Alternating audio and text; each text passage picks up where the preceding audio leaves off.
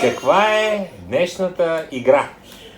Здравейте! Днешната игра се казва Весел жонгльор и е за малчовци на година и половина. На тази възраст децата са малки учени. Техният мозък е като научени. Експериментират, учат чрез проба и грешка и искат от абсолютно всичко да опитат. Затова днешната игра е много подходяща.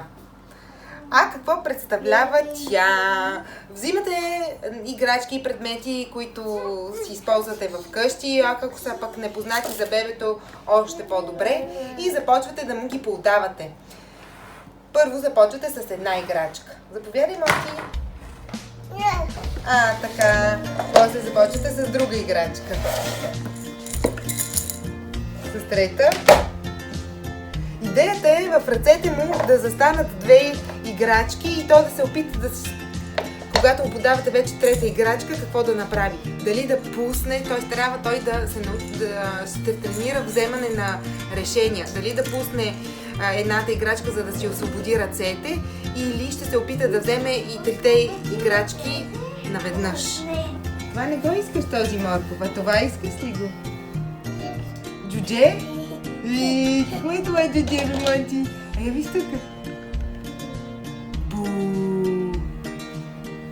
Заповядай. Не го искаш това. А искаш ли този робот? Този робот трябва да ми го даде. Ева. Къде?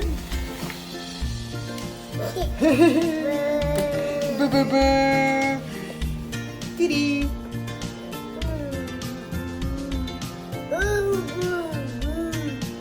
Заповядай. Кое е това?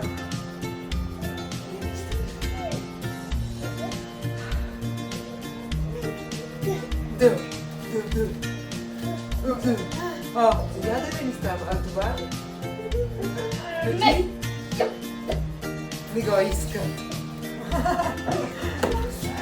Освен, че тренирате взимане на решения, тренирате координацията, финната моторика, тренирате още учене на различни думички, когато ги назовавате предметите и така. Всъщност най-важното нещо тук с тези малки учени е, че всъщност вие създавате връзката помежду си, играйки тези игри с тях, създавате връзка с тях.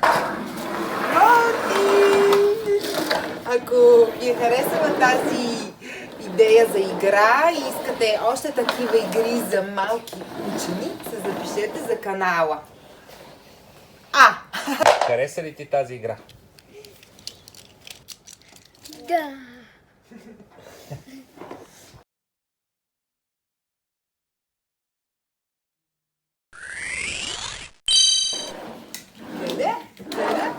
Дада, тата, Тати. тата, Тати. тата.